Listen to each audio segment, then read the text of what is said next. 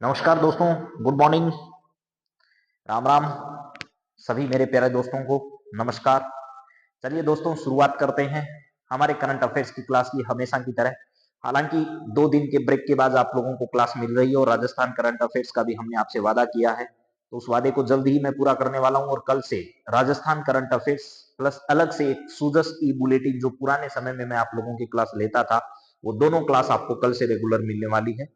Rajasthan current affairs और आपका ई सूजस bulletin का अंक कल से आपके सामने आने वाला है। और इंटरनेशनल और नेशनल करंट अफेयर्स आपका आता रहेगा। तो आप सर्दी के मौसम में चुस्त रहिए, तंदुरुस्त रहिए और लगातार पढ़ते रहिए। आप सभी अपने लक्ष्य को प्राप्त करते रहिए। चलिए शुरुआत करते हैं। आज हम लोग हमारे करंट अफेयर्स की इन घटनाओं के बारे में, जो दिन प्रतिदिन की घटनाएं हैं और जिन पर हम लगातार चर्चा आप लोगों से करते हैं, उन्हीं बिंदुओं पर मैं आपसे चर्चा करने वाला हूं। तो चलिए अब शुरू करते हैं आज का खेल, आज की कहानी, आज की बातें। दैनिक करंट अफेयर्स की बातचीत मां सरस्वती के आशीर्वाद के साथ हम शुरू करते हैं। 10 दिसंबर 2024 की ये घटनाएं। तो हमारे सामने पहला सवाल जो आ रहा है, सर वो क्या है, जरा बता दीजिए हमें। सबसे पहला पॉइंट जो आपकी स्क्रीन पर आने वाला है मित्रों, वो है ये वाला। अष्टलक्ष्मी महोत्सव क्या है, इसके बारे में हम लोग चर्चा करेंगे। अष्टलक्ष्मी महोत्सव के नाम से ही आपको स्पष्ट हो रहा होगा कि लक्ष्मी जी से जुड़ा हुआ कोई महोत्सव मनाया जाता है। उस महोत्सव की बातचीत आपके सामने रखनी है। तो अष्टलक्ष्मी महोत्सव जो है, उसका संबंध जो है वो लक्ष्मी जी से है, ऐसा इसमें स्पष्ट लिखा गया है। देखिए, भारत में एक तो पूर्वोत्तर क्षेत्र है, क्या है, पूर्वी भारत है, और एक दक्षिणी भारत है। इन दो भागों में इस अष्टलक्ष्मी महोत्सव का सबसे ज्यादा महत्व है। 6 से लेकर के 8 दिसंबर तक, 8 दिसंबर तक क्या किया जा रहा है, नई दिल्ली के अंदर। कहां पर साहब, नई दिल्ली जो है, यहां नई दिल्ली में क्या किया जा रहा है, इसका उद्घाटन किया गया है। तो यहां पर इसका उद्घाटन किसके द्वारा किया गया है, भारत के प्रधानमंत्री नरेंद्र मोदी जी ने इसका उद्घाटन किया है। और भारत मंडपम जो है, क्या है, भारत मंडपम, इस भारत मंडपम में यह कार्यक्रम जो है 6 से 8 दिसंबर तक नई दिल्ली में आयोजित किया गया था। अष्टलक्ष्मी महोत्सव, देश के प्रधानमंत्री ने अगर किसी कार्यक्रम का उद्घाटन किया है तो वाकई में वो इंपोर्टेंट रहा होगा। तो लक्ष्मी जी जो है, इनके रूप के अलग अलग जो उत्सव है उनको मनाने के लिए किया गया है। नई दिल्ली में अष्टलक्ष्मी महोत्सव का उद्घाटन प्रधानमंत्री जी ने किया।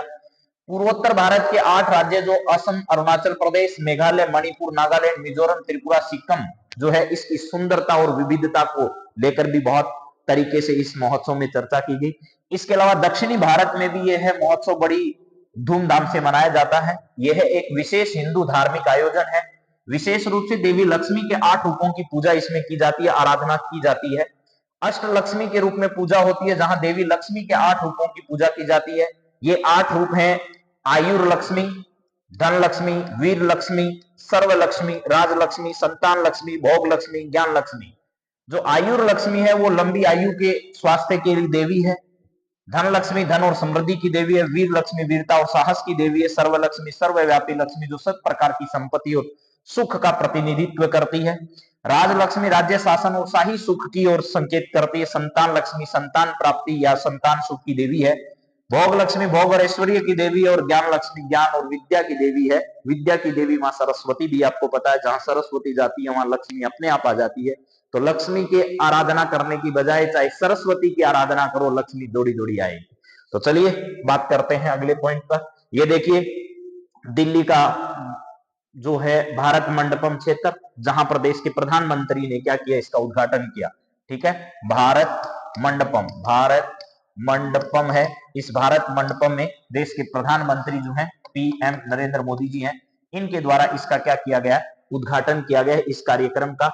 और अष्टलक्ष्मी महोत्सव इसका नाम है। अष्टलक्ष्मी महोत्सव जो है, अष्टलक्ष्मी महोत्सव, ये इसका क्या रखा गया है, नाम रखा गया। तो अष्टलक्ष्मी महोत्सव भी याद रखिएगा। चलिए, सवाल आपके सामने है, जवाब आपको देना है। सवाल है, अष्टलक्ष्मी महोत्सव 2025 का शुभारंभ नई दिल्ली में किसके द्वारा किया गया। तो सीधा सवाल है, अष्टलक्ष्मी महोत्सव, पहला सवाल आपसे पूछा गया जा सकता है कहां पर, तो आपको बताना है किसका प्रतीक है।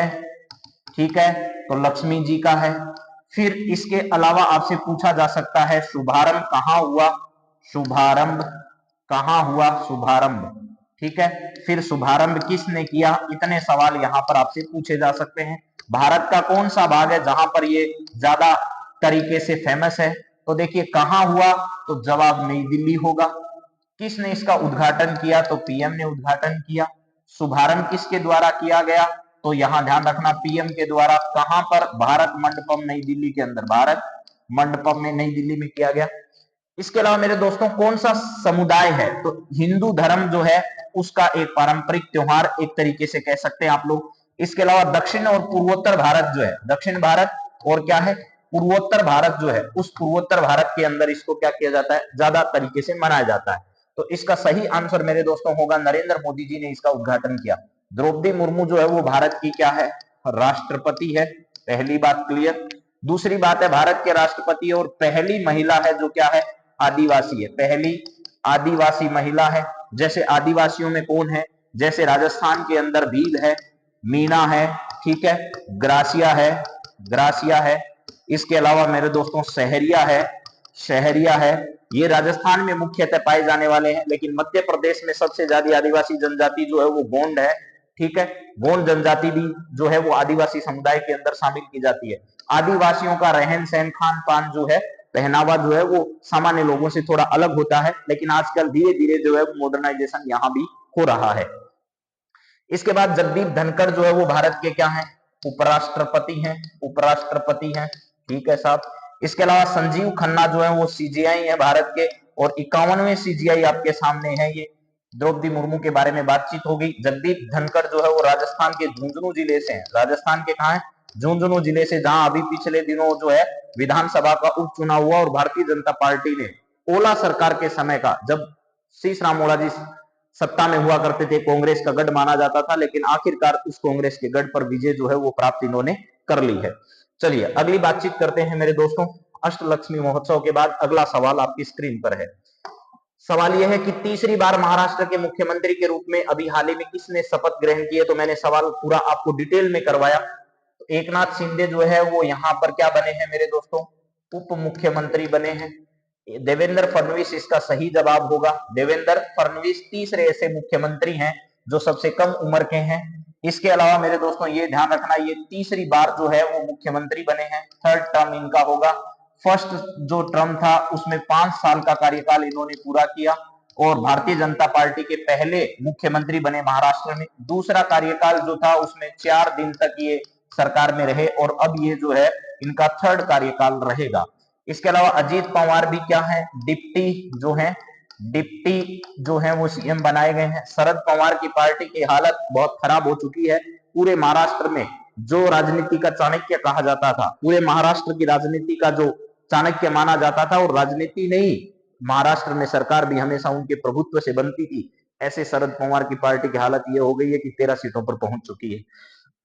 तो यहाँ पर सबसे ज्यादा पार्टी में सीटें जीतने का काम जो रहा है वो बीजेपी पार्टी ने किया है। चलिए अगले सवाल पर बढ़ते हैं। अगला सवाल आपकी स्क्रीन पर देखें, उससे पहले ये फोटो मैं पहले भी आपको दिखा चुका हूं कि भाई एकनाथ शिंदे जी जो हैं वो पहले सीएम थे, लेकिन अब क्या हो गए हैं, उप मुख्यमंत्री हो गए हैं। ये भाई साहब तो हमेशा से उप मुख्यमंत्री, पिछली सरकार में भी इन्होंने काम किया था। ये पहले उप मुख्यमंत्री थे और अब ये क्या बन चुके हैं, सीएम बन चुके हैं। महाराष्ट्र की राजनीति का बड़ा नाम है देवेंद्र फडणवीस, और महाराष्ट्र में नितिन गडकरी जी का भी बड़ा योगदान है, लेकिन वो अभी केंद्रीय राजनीति में हैं। चलिए अगला सवाल, अगला पॉइंट आपके सामने। भूटान नरेश ने अभी हाल ही में भारत का दौरा किया। भूटान के संदर्भ में इनमें से सही कथन जो है वो कौन सा है। भूटान नरेश ने अभी भारत का दौरा किया था हाल ही में, और भूटान के संदर्भ में सही कथन बताइए। देखिए भूटान के साथ भारत के संबंध हमेशा से ही मधुर रहे। भारत और भूटान के बीच में संबंधों में कभी भी किसी भी प्रकार की कड़वाहट जो है वो किसी भी विवाद को लेकर नहीं रही है, और ना किसी मुद्दे पर लंबा विवाद भारत और किसके बीच में रहा है, भूटान के बीच में रहा है। तो अब भूटान के संदर्भ में आपके सामने जो कथन दे रखे हैं, इन कथनों में से आपको बताना है कि कौन सा सही है। भारत के उत्तर पूर्व दिशा में स्थित है, ये भारत है, और भारत की ये जो दिशा है यहाँ पर ये स्थित है, ठीक बात है।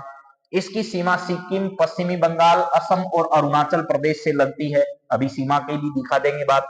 भूटान में संवैधानिक राजतंत्र है, ठीक बात है। भूटान नरेश हैं, यानी वहां के राजा हैं एक तरीके से, लेकिन वो संवैधानिक राजतंत्र है, वहां संविधान बना है और संविधान में राजा को जगह दी गई है। ठीक बात है। तो सभी कथन आपके इसमें क्या है, सत्य है। इसकी सीमा एक तरफ किससे लगती है, यानी भूटान है। तो भूटान की ये वाली जो सीमा है वो कहाँ लगती है, सिक्किम के साथ भी लगती है। ठीक बात है सर। नीचे जो है वो आपको पता है, यहाँ पर पश्चिमी बंगाल जो है इसके साथ सीमा है, नीचे इसके साथ असम के साथ लगती है, और यहाँ पर जो है वो अरुणाचल प्रदेश जो है इसके साथ सीमा लगती है। किसकी, भूटान की। तो अभी दिखा देते हैं इसका मैप, आपको समझ आ जाएगा। देखिए ये भूटान का मैप आप लोगों के सामने है, मैं रख देता हूं। हमारे पूर्वोत्तर के सारे राज्य भी हैं और भूटान का भी भाग आपके सामने आ रहा है। इसको जरा देख लीजिएगा ढंग से, आपको सारी बातें समझ आ जाएगी। ये भूटान है, एक तरफ इसकी सीमा किससे लगती है, सिक्किम से लगती है। दूसरी तरफ इसकी सीमा जो है वो पश्चिमी बंगाल से लगती है, लेकिन बांग्लादेश से नहीं लगती है, ये ध्यान कर लेना। ठीक है। इधर इसकी सीमा किससे लगती है सर, असम के साथ लगती है। इधर इसकी सीमा जो है वो अरुणाचल प्रदेश के साथ लगती है, और ऊपरी सीमा जो है वो किसके साथ लगती है, इसकी चीन के साथ भी लगती है। ठीक है। चीन का तिब्बत वाला जो भाग है इसके साथ इसकी सीमा साझा होती है। इधर पिछले दिनों हमने मणिपुर के बारे में बातचीत की थी कि मणिपुर में बड़ी हिंसा हो रही है। मणिपुर की एक तरफ हिंसा जो है वो असम से साथ सीमा बनाता है, एक तरफ ये नागालैंड के साथ सीमा बनाता है, एक तरफ ये किसके साथ सीमा बनाता है, मिजोरम के साथ सीमा बनाता है। समझ में आ गई बात। तो यहाँ पर असम, नागालैंड और मिजोरम, इन भागों के साथ यह क्या करता है, सीमा बनाता है। चलिए नेक्स्ट बात करते हैं। अगला सवाल आपकी स्क्रीन पर है। भारत और कंबोडिया ने पुणे में संयुक्त टेबल टॉक अभ्यास सिम्बॉक्स शुरू किया है। तो ये सिम्बॉक्स अभ्यास जो है वो किन दो देशों के बीच में, सिम्बैक्स आप लोग इसे कह सकते हैं, सिम्बैक्स याद रखना। सिम्बैक्स अभ्यास जो है इसका फर्स्ट वर्जन जो है वो शुरू किया गया है। दो देश हैं, एक तो भारत है और एक कंबोडिया है। भारत और कंबोडिया के बीच, हालांकि सिम्बैक्स अभ्यास हम लोग सिंगापुर के साथ भी करते हैं, लेकिन सिंगापुर अब एक अभ्यस्त हो चुका है, उसके कई वर्जन आयोजित किए जा चुके हैं। लेकिन अभी हाल ही में कंबोडिया के साथ हमारा जो है वो पहला अभ्यास आयोजित किया जा रहा है। यानी सी का मतलब कंबोडिया है, IN का मतलब इंडिया है, और यहां पर आपको लिखना है बाइलेटरल आर्मी एक्सरसाइज, यानी कंबोडिया इंडिया बाइलेटरल एक्सरसाइज है आपके सामने यहां पर। तो ये लिखा है भारतीय सेना और कंबोडिया सेना के बीच संयुक्त टेबल टॉक अभ्यास सिम्बैक्स का पहला संस्करण जो है वो पुणे महाराष्ट्र के अंदर, कहां पर साहब, पुणे महाराष्ट्र के अंदर, ऊपर ही ऊपर लिखा हुआ भी है पुणे महाराष्ट्र जो है, यहां पर इस अभ्यास का क्या किया गया, आयोजन। पुणे महाराष्ट्र के अंदर यह अभ्यास आयोजित हुआ। 1 से लेकर के 8 दिसंबर तक इसका आयोजन किया गया। कंबोडिया सेना की टुकड़ी में 20 जो कर्मी है वो शामिल हुए, और ये भी ध्यान रखना भारतीय सेना की टुकड़ी में भी एक इन्फेंट्री ब्रिगेड के 20 कर्मी जो है वो क्या थे, शामिल थे। यानी 20 जवान कहां से, कंबोडिया से, और 20 जवान कहां से, भारत से। इन्होंने इसमें क्या कर दिया, भाग लिया। चलिए सर इसके कुछ सवाल भी हमें बता दो। पहला इसका पॉइंट आपकी स्क्रीन पर है। 1 से 8 दिसंबर 2024 तक पुणे में आयोजित सिम्बैक्स 1 अभ्यास किन देशों के बीच हुआ। देखिए करंट अफेयर्स का मुद्दा यह है मेरे दोस्तों कि आपको ध्यान रखना है कि पूरा दिन करंट अफेयर्स में वेस्ट नहीं करना है। कम से कम समय में आपको जितनी जानकारी मिल जाए वो बहुत बेहतर रहेगी आपके लिए, क्योंकि करंट अफेयर्स के 10 से 12 सवाल आते हैं। इंपॉर्टेंट तो बहुत है करंट अफेयर, लेकिन पूरे दिन पढ़ने का सब्जेक्ट नहीं है। इसको आप लोग बहुत ही कम समय में कवर करने का प्रयास करिए, और मैं इसमें आपकी पूरी हेल्प करने के लिए तैयार हूं। बस आपको मैं जितनी क्लास प्रोवाइड कराऊं उतनी देखते रहिए। 100% आपकी परीक्षा में तैयारी का वादा मैं आप लोगों से कर चुका हूं। आप जिस भी परीक्षा की तैयारी कर रहे हैं जरूर मुझे कमेंट बॉक्स में बताइए कि सर हम इसकी तैयारी कर रहे हैं, तो मैं उस हिसाब से आप लोगों को तैयार करने का पूरा प्रयास करूंगा। 1 से 8 दिसंबर 2024 तक पुणे महाराष्ट्र के अंदर आयोजित सिम्बैक्स अभ्यास फर्स्ट किन देशों के बीच हुआ। भारत और जापान के बीच में जिम्बैक्स आयोजित होता है। कौन सा, जिम्बैक्स। ठीक है साहब। भारत और कंबोडिया इसका सही आंसर होगा। भारत और वियतनाम, भारत और लाओस नहीं। देखिए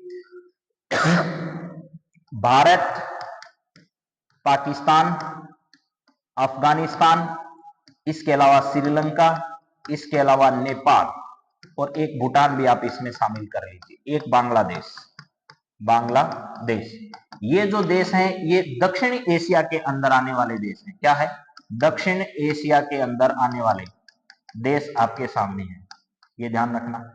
लेकिन अगर बातचीत में करूं आपके वियतनाम, कंबोडिया, ठीक है, कंबोडिया, इसके अलावा लाओस, कंबोडिया, लाओस, सिंगापुर, इसके अलावा इंडोनेशिया,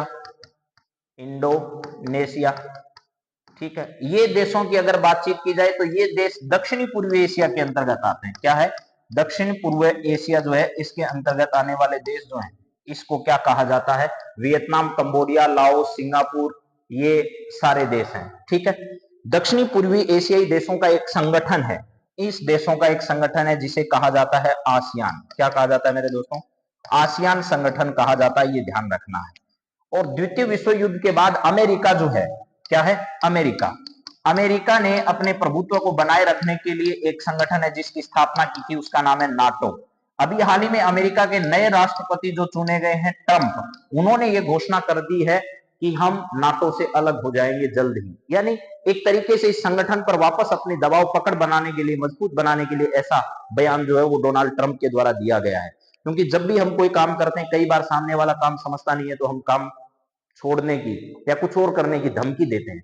वैसा ही नाटो की स्थापना अमेरिका के द्वारा ही की गई थी और अमेरिका ने ही कहा है कि नाटो से हम अलग हो जाएंगे। ये कौन कह रहा है? ट्रंप साहब कह रहे हैं। हालांकि यूएन को तो ऐसा धमकाते रहते हैं अमेरिका वाले कि यूएनओ पर पूरा प्रभुत्व जमाए हुए अमेरिका।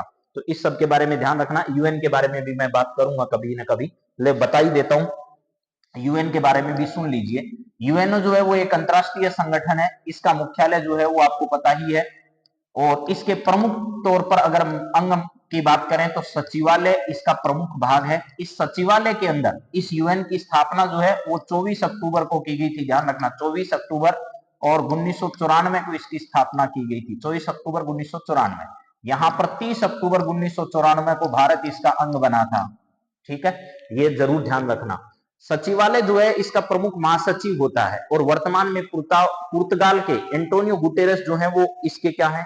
प्रमुख हैं। ये सचिवालय लेवल का काम जितना भी है वो ये है देखने का काम करता है, जिसका जो प्रमुख है वो महासचिव है। इसके बाद इसमें सुरक्षा परिषद है, उस सुरक्षा परिषद में टोटल 15 सदस्य हैं मेरे दोस्तों। यही सवाल राजस्थान में एक बार पूछा गया था अभी पिछले दिनों व्याख्याता भर्ती परीक्षा में कि भाई यूएनओ में सुरक्षा परिषद में मूलतः कितने सदस्य थे? तो 11 सदस्य थे, लेकिन वर्तमान में 15 सदस्य होते हैं और उनमें से भी 5 स्थायी सदस्य होते हैं और बाकी 10 जो सदस्य हैं वो क्या होते हैं? अस्थायी सदस्य के तौर पर प्रति 2 वर्ष बाद चुनाव होता है। स्थायी सदस्यों की अगर बातचीत की जाए तो अमेरिका है, ब्रिटेन है, आपका रूस, चाइना है, ये जो देश है, फ्रांस, ये सब जो है वो कौन से सदस्यों में शामिल है? स्थायी सदस्यों के अंदर इसमें शामिल है। तो चलिए अगली बात हम लोग करते हैं। अगला पॉइंट आपके सामने है इसी से जुड़ा हुआ, सिम्बेक्स का पहला संस्करण कहां आयोजित किया जा रहा है?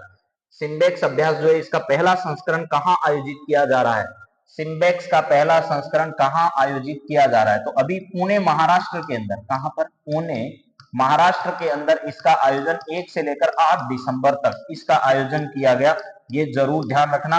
कौन से देशों के बीच में है? तो भारत और कंबोडिया के बीच में। भारत और कंबोडिया जो है इन दो देशों के बीच में इसका आयोजन किया गया था। ठीक है सर, समझ आ गई बात। अगला सवाल बताइए। अगला सवाल आपकी स्क्रीन पर है, सिम्बेक्स अभ्यास कब तक आयोजित किया जाएगा? यानी कब तक आयोजित किया गया? तो 1 से लेकर 8 दिसंबर 2024 तक इस सिम्बेक्स अभ्यास का आयोजन किया गया। ये बाकी इसके सही आंसर जो है वो नहीं है, ये ध्यान रखना। सिम्बेक्स अभ्यास जो है वो 1 से 8 दिसंबर 2024 तक इसका आयोजन किया गया। अगला सवाल सर क्या है? नेक्स्ट सवाल आपकी स्क्रीन पर है, सिम्बेक्स अभ्यास में कंबोडिया सेना की टुकड़ी में कितने कर्मी जो है वो शामिल हुए? तो आपको मैंने बताए थे 20 कर्मी जो है वो कंबोडिया की तरफ से इसमें क्या हुए थे? शामिल हुए थे। और 20 जो कर्मी है वो किसकी ओर से शामिल हुए थे? भारत की ओर से इसमें शामिल हुए थे। ठीक है सर, अगला सवाल। अगला सवाल आपके सामने, सिम्बेक्स अभ्यास का उद्देश्य क्या है? सिम्बेक्स अभ्यास का उद्देश्य क्या है? तो सिम्बेक्स अभ्यास का उद्देश्य आपको पता है, सैन्य युद्ध की तैयारी नहीं करनी है, दोनों सेनाओं के बीच सहयोग और समन्वय को बढ़ाने के लिए क्या किया गया? इस प्रकार का युद्ध हो रहा है। हथियारों की टेस्टिंग नहीं, केवल सैनिकों का प्रशिक्षण देना नहीं, बल्कि क्या होगा? दोनों सेनाओं के बीच आपसी सहयोग भी बढ़े और समन्वय भी, कोऑर्डिनेशन भी अच्छा हो, दोनों आपस में अच्छे संबंध बना रखें, इसके लेकर के यह है आपको सामने किया गया है। चलिए सिम्बेक्स के बारे में अगला सवाल है, सिम्बेक्स अभ्यास किस प्रकार का अभ्यास है? तो ये सबसे पहले जो मैंने बताया था उसी में लिखा हुआ था, लाइव फायर अभ्यास है, टेबल टॉक या टेबल टॉप अभ्यास है, टेबल टॉक अभ्यास है, या युद्ध अभ्यास है, या पैरा ट्रूप अभ्यास है। तो ये ध्यान रखना, टेबल ट्रूप या टेबल टॉप अभ्यास के अंतर्गत इसको क्या किया गया, शामिल किया गया। इसमें बाकायदा कोई लड़ाई नहीं होती है, बल्कि आपसी बातचीत के माध्यम से एक दूसरे की सारी बातों को साझा करने के लिए संयुक्त अभ्यास का आयोजन यहाँ पर किया गया है। ठीक है, चलिए अगला सवाल आपकी स्क्रीन पर जो मैं देख पा रहा हूं वो है डॉक्टर भीमराव अंबेडकर के बारे में। बाबा साहेब जिनको कहा जाता है, क्या कहा जाता है, बाबा साहेब जो है वो कहा जाता है, भारतीय ज्ञात संविधान के पिता कहा जाता है, भारतीय संविधान के पिता भी इन्हें कहा जा सकता है। संविधान निर्मात्री सभा, संविधान निर्मात्री सभा जो है, या संविधान निर्मात्री सभा के अध्यक्ष भी आप इसे कह सकते हैं, या कमेटी के अध्यक्ष भी कह सकते हैं। इसके अलावा इन्होंने जो है वो भारत के संविधान सभा में 2 अलग अलग जगह से प्रतिनिधित्व किया। इनका पहले का जो प्रतिनिधित्व का स्थान था वो पाकिस्तान में चला गया, इसके लिए इन्हें बाद में मुंबई प्रांत से भी क्या किया गया, यहाँ पर भेजा गया। यहाँ बात भीमराव अंबेडकर जी के महापरिनिर्वाण दिवस के बारे में बात करते हैं, यानी देह त्याग के दिवस को कब मनाया गया, तो 6 दिसंबर को अभी हाल ही में क्या किया गया था, इनका महान परिनिर्वाण दिवस मनाया गया था। अब बात है, अब हाल ही में नेपाल चीन की border belt and road initiative में शामिल होने को तैयार हुआ है, इसके संदर्भ में सही कथन कौन सा है? यानी देखिए चाइना जो है वो भारत को चारों तरफ से घेरने के लिए लगातार प्रयास कर रहा है। चाइना चाहता है कि भारत को चारों तरफ से अगर घेर लिया जाए तो भारत कभी भी शक्ति संतुलन की दिशा में आगे नहीं बढ़ पाएगा, और इसीलिए उसने कई प्रकार की पहल की है। अब पूरे भारत को चारों तरफ से रोड से घेरने का पूरा प्रयास कर रहा है। अब वो अपनी बॉर्डर रोड जो इनिशिएटिव है उसको नेपाल तक भी पहुंचा रहा है। नेपाल भी पाकिस्तान की तरह उसके यहां से उसकी रोड जाने के लिए परमिशन दे चुका, और अभी हाल ही में केपी ओली जो उनके प्रधानमंत्री है उनका दौरा हुआ चाइना का, और वहां जाकर उन्होंने ये हाँ भर दी कि ठीक है भैया मान लेंगे, क्योंकि चाइना जो है वो पैसा दे रहा है, सुविधा दे रहा है, सब कुछ दे रहा है, लेकिन नेपाल के पास अधिकांश सामान भारत से भी जाता है, ये वो भूल नहीं रहा है। तो इस बात को ध्यान में रखते हुए मैंने ये सवाल बनाया है कि नेपाल और चीन की BRI में शामिल होने को तैयार हो गया है, इसके संदर्भ में सही कथन बताइए। यह सहमति नेपाल के प्रधानमंत्री केपी शर्मा ओली की चीन यात्रा के दौरान हुई है, एकदम सही बात है। ये BRI चीन की वैश्विक विकास योजना, एकदम सही है, पूरे विश्व में इसको फैलाने की उसकी योजना है। 2013 में शी जिनपिंग के द्वारा इसे क्या किया गया, शुरू किया गया था। ये चाइना के जो राष्ट्रपति हैं, ठीक है, जिन्होंने घोषणा कर दी कि आजीवन वो राष्ट्रपति रहेंगे चीन में, सभी क्या है, सत्य कथन है इसमें, ये ध्यान रखना। और प्रधानमंत्री कौन है, नेपाल के केपी शर्मा ओली है। तो नेपाल का दूसरा मैप दिखाने की जरूरत नहीं है, अभी आपको नेपाल का भी जो मैप एक दिखाया था उसमें भी आप नेपाल को देख सकते हो। ये जो हिस्सा है ये नेपाल का हिस्सा है। भारत का बिहार, पश्चिमी बंगाल और सिक्किम, ऊपर से ये चाइना से अपनी सीमा क्या करता है, साझा करता है। तो यहाँ पर जो लिखा हुआ है ये कौन सा क्षेत्र है, ये आपका नेपाल वाला भाग है, इसको भी आप देख सकते हैं। ठीक बात है सर, हम देख लेंगे इस बात को। तो चलिए आगे बढ़ते हैं, और अगला सवाल आपकी स्क्रीन पर क्या है। यहाँ पर भी मैंने मैप पूरा डाला है, इसमें भी मैं मैप में दिखा सकता हूँ आपको। ये नेपाल का भाग जो है इसको देख लीजिएगा आप सब यहाँ पर अच्छे ढंग से। नेपाल के बारे में अगर बातचीत की जाए तो ये देखिए इधर से इसका जो भाग है, सीमा रेखा जो है वो किसके साथ, उत्तराखंड के साथ। उत्तराखंड जो है इसके साथ इसकी सीमा साझा होती है। नीचे से अगर बातचीत की जाए मेरे दोस्तों तो ये यूपी के साथ अपनी सीमा साझा करता है। इधर अगर देखी जाए तो ये बिहार के साथ अपनी सीमा जो है वो साझा करता है। इधर अगर देखा जाए तो मैंने आपको बता दिया पश्चिमी बंगाल के साथ भी इसकी सीमा लगती है, और ऊपर जो है वो सिक्किम के साथ लगती है, और ये वाला लंबा बॉर्डर उसका चाइना के साथ लगता है। तो यहाँ नेपाल जो है वो 1 2 3 4 और 5 भारतीय राज्यों से घिरा हुआ है नेपाल। इधर भूटान की बात हमने थोड़ी देर पहले की थी, 1 2 3 और 4 भारतीय राज्यों से कौन सा घिरा हुआ है, भूटान घिरा हुआ है। ठीक है, अब बांग्लादेश की अगर बातचीत की जाए तो इधर पश्चिमी बंगाल से, इधर हमारी त्रिपुरा के साथ, इधर मेघालय और असम के साथ, इधर से वापस पश्चिमी बंगाल, यानी 1 2 3 और चार चार राज्यों के साथ, जिसमें असम के साथ 2 बार सीमा साझा होती है बांग्लादेश की, ये ध्यान रखना। असम के साथ 2 बार अपनी सीमा साझा करता है, एक बार तो इधर से और एक बार मेघालय के बाद वापस मेघालय और त्रिपुरा के बीच से कुछ भाग जो है साझा होता है। ठीक बात है सर, अगली बात करिए अब तो। अगला सवाल आप लोगों की स्क्रीन पर है, विश्व मृदा दिवस के संदर्भ में सही कथन आपको क्या करना है, बताना है। विश्व मृदा दिवस के बारे में संदर्भ में सही कथन कौन सा है? यह 5 दिसंबर को मनाया जाता है। एकदम सही बात है, क्या 5 दिसंबर को विश्व मृदा दिवस मनाया जाता है। इसकी शुरुआत 2013 में यूएनओ द्वारा की गई थी। यूएनओ के बारे में अभी हमने सारी बात की है, और भी बता देता हूं। यूएन के द्वारा की गई थी। यूएन की स्थापना 24 अक्टूबर 1945 को की गई थी। ठीक है साहब, 30 अक्टूबर 1945 को यहाँ भारत भी शामिल हो गया। इसके प्रमुख अंगों की अगर बातचीत की जाए तो मैंने बताया था सचिवालय है, ठीक है। इसके अलावा सुरक्षा परिषद है, कौन सी है? सुरक्षा परिषद है। इसके बाद अगर बातचीत की जाए तो मेरे दोस्तों आम सभा है, आम सभा है। इसके अलावा बातचीत की जाए तो सामाजिक सुरक्षा परिषद है, सामाजिक न्याय एवं सुरक्षा परिषद है।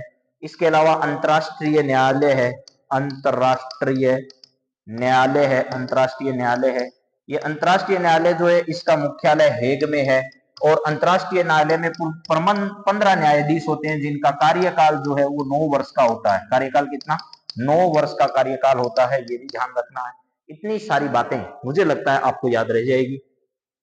2024 में जो मृदा दिवस मनाया गया उसकी थीम थी मिट्टी की देखभाल है। मिट्टी की क्या करनी है? देखभाल करनी है। ठीक बात है सर, ये सभी कथन आपके क्या हैं? सत्य हैं। तो 5 दिसंबर को विश्व मृदा दिवस मनाया जाता है। 2013 में यूएन द्वारा इसे मनाने की घोषणा की गई। 2024 की थीम इसमें मिट्टी की देखभाल करना है। सभी कथन आपके क्या हैं? सत्य हैं। यूएनओ के बारे में जरूर ध्यान रखना, ये सारी बातें मैंने जो बताई है आप लोगों के सामने आपके काम की है। सुरक्षा परिषद जो यूएन की है उसमें भारत भी अंग होना चाहिए, ऐसा प्रयास लगातार जारी है। लेकिन आपको पता है जो स्थायी सदस्य हैं उनके पास वीटो पावर है। वीटो पावर का मतलब है निषेधाधिकार का पावर है। वो अगर किसी काम को मना कर देते हैं तो फिर दुनिया में किसी की हिम्मत नहीं है। तो ऐसा चाइना की वजह से हो रहा है। चाइना हर बार वीटो कर देता है जब भी भारत में सुरक्षा परिषद में अंग बनाने की बात आती है। चलिए, ये सवाल भी मैं पूरा पढ़ा चुका हूं आपको। इसरो द्वारा PSLV C-59 यान से यूरोपीय स्पेस एजेंसी के किस उपग्रह को लॉन्च किया गया था, आपको ये बताना है। तो मैंने आपको पहले भी बता दिया, भारत में किस अंतरिक्ष एजेंसी के, यूरोपीय, किस यान के द्वारा, PSLV के द्वारा, किस संस्था के द्वारा, इसरो के द्वारा, क्या लॉन्च किए गए उपग्रह, कितने लॉन्च किए गए? 2 उपग्रह लॉन्च किए गए। इसमें प्रोबा 3 जो है वो इसका राइट आंसर है। प्रोबा 3 उपग्रह अभी हाल ही में कहां से? श्रीहरिकोटा से, श्रीहरिकोटा से इसको क्या किया गया था? लॉन्च किया गया था। क्यों किया गया था? सूर्य का जो कोरोना वाला भाग है, क्या है? कोरोना वाला भाग है। कोरोना वाला भाग जो है, इस कोरोना वाले भाग के अध्ययन के लिए ऐसा किया गया था। तो सही बात आपको समझ आ गई होगी। चलिए सर, अगले सवाल को बताइए जरा। यहाँ पर काजीरंगा नेशनल पार्क के बारे में भी मैं एक सवाल आपके सामने पूछूंगा अभी। काजीरंगा नेशनल पार्क हाल ही में चर्चा में क्यों है? ठीक है, चर्चा में आने का कारण तो यह है कि काजीरंगा नेशनल पार्क के पास असम सरकार जो है वो एक क्या बना रही है? होटल बनाना चाहती है। होटल बनाना चाहती है कौन? असम सरकार। लेकिन केंद्र सरकार ने इसके लिए सहमति देने से क्या कर दिया है? मना कर दिया है। आपको पता है सरकारों का प्रमुख दायित्व है पैसा कमाना तो है, लेकिन उसके साथ साथ हमारे वन्य जीव जंतु जो उनकी सुरक्षा करना भी है।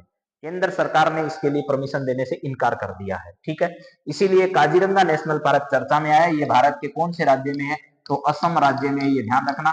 और यह एक सींग वाला जो गेंडा है, एक सींग वाला जो गेंडा है उसके लिए जो है वो ये क्या है? प्रसिद्ध है। असम के बारे में अभी मैंने थोड़ी देर पहले बात बताई थी आपको, लेकिन थोड़ी और देख लीजिएगा।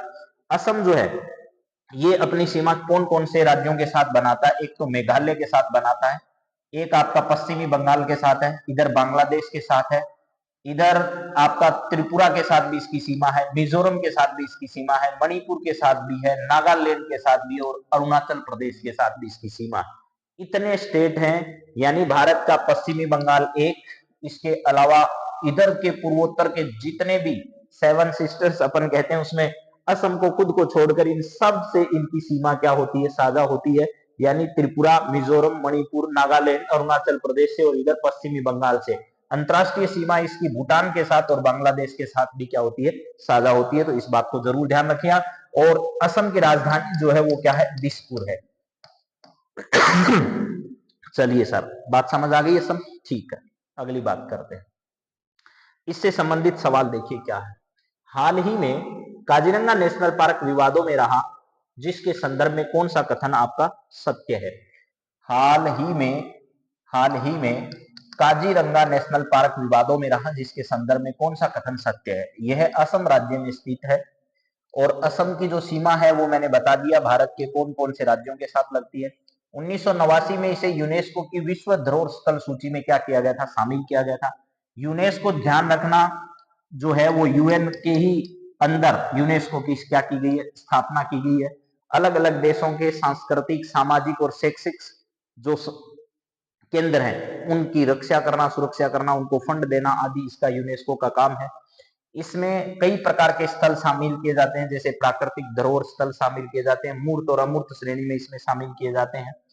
एक सींग वाले गेंडे के लिए ये क्या है, प्रसिद्ध है। ये सभी कथन आपके इसमें क्या है, सत्य है। तो मुझे लगता है कि आपको असम राज्य में जो बात है वो भी समझ में आ गई। 1989 में विश्व धरोहर सूची में शामिल है, ये भी ध्यान रखना। और एक देखिए, असम का तो है ही, इसके अलावा आपको एमपी और राजस्थान जो है इनके बारे में भी थोड़ी थोड़ी ध्यान होना चाहिए। राजस्थान के कौन कौन से स्थल हैं जो यूनेस्को विश्व धरोहर सूची में शामिल है, उनकी लिस्ट भी आपको पता होनी चाहिए। ऐसे ही आपके पड़ोसी राज्य एमपी के में भी, जैसे आपने कई बार सुना होगा खजुराहो का नाम, ठीक है, खजुराहो, या आपने ग्वालियर का नाम सुना होगा। ग्वालियर जो क्षेत्र है उसमें खजुराहो के स्थान जो है यहाँ पर, तो ग्वालियर का किला वगैरह जो है ये भी इसमें शामिल है। इसके अलावा मेरे दोस्तों यहाँ पर बांधवगढ़ नेशनल पार्क है। कौन सा है? बांधवगढ़ नेशनल पार्क जैसा क्षेत्र जो है वो भी इस सूची के अंतर्गत क्या किया गया है, शामिल किया गया। कई क्षेत्र जो है इसमें, एक धुआंधार जलप्रपात के बारे में भी ध्यान रखना। क्या है? धुआंधार जलप्रपात जो है वो भेड़ा घाट के नाम से प्रसिद्ध है। क्या है? भेड़ा घाट जो है इसके नाम से प्रसिद्ध है, जो कि सबसे ऊंचा जलप्रपात माना जाता है। यहां पर भी ध्यान रख लेना है थोड़ा सा। चलिए नेक्स्ट बात करते हैं सर। भारतीय वायुयान विधेयक 2024 के संदर्भ में सही कथन आपको बताना है। भारतीय वायुयान विधेयक 2024 के संदर्भ में सही कथन की क्या करिए, व्याख्या करिए। आपसे सवाल ये पूछा जा रहा है। तो देखो, भारतीय वायुयान विधेयक 2024 के संदर्भ में सही कथन क्या है? संसद द्वारा हाल ही में इसे पारित कर दिया गया, एकदम सही है। ये पुराने 1934 के अधिनियम का प्रतिस्थापित करेगा। जी हाँ, 1934 में कानून बना था, अभी तक परिवर्तन तो कई बार हुए लेकिन नया कानून नहीं बना था। तो अब क्या कर दिया गया, भारतीय वायुयान विधेयक 2024 जो है इस 1934 के कानून को क्या कर देगा, शिफ्ट कर देगा, रिप्लेस कर देगा। इसका उद्देश्य विमान सुरक्षा को क्या करना है, मजबूत करना है। ये सभी कथन आपके सही है। तो हाल ही में संसद जो है, इस संसद में ध्यान रखना पारित कर दिया गया, 34 के कानून का स्थान लेगा। उद्देश्य विमानन सुरक्षा को क्या करना है, मजबूत करना है। वर्तमान में आपको पता है कौन सी 18वीं लोकसभा चल रही है या 17वीं लोकसभा चल रही है? मुझे कमेंट करके जरूर बताइएगा कि वर्तमान में कौन सी लोकसभा चल रही है जिसमें नरेंद्र मोदी जी को क्या किया गया है, नेता चुना गया है। तो मेरी उम्मीद है कि मित्रों आपको आज की क्लास पसंद आएगी, अच्छी लगेगी। कुछ जानकारियां ऐसी है जो आपके काम की होगी। मैं लगातार आपके लिए इस प्रकार की क्लास प्रोवाइड कराऊंगा, ऐसा मेरा विश्वास है। अब हम लोग मिलते हैं अगली क्लास में। अगली क्लास में कल आप लोगों को सुबह ही क्लास मिल जाएगी नेशनल और इंटरनेशनल करंट अफेयर्स की, इसके अलावा राजस्थान करंट अफेयर्स की, इसके अलावा सूजस ई बुलेटिन की क्लास भी अलग से। तो लगातार बने रहिए हमारे साथ। जरूर कमेंट करके बताइएगा कैसी लग रही है आप लोगों को क्लास। हालांकि शुरुआत में जिन लोगों में जोश था, जुनून था कि हम लोग लगातार करंट अफेयर्स पढ़ेंगे, उनका जोश जुनून मुझे लग रहा है कुछ कम हो गया है। तो आप सब लोग बने रहिए मेरे साथ, और जो सुधार करने हैं वो कमेंट करके जरूर बताइए, उसमें सुधार करेंगे। आप सबको राधे राधे, जय श्री कृष्णा। आप सबका दिन मंगलमय हो। Thank you. जय हिंद, जय भारत।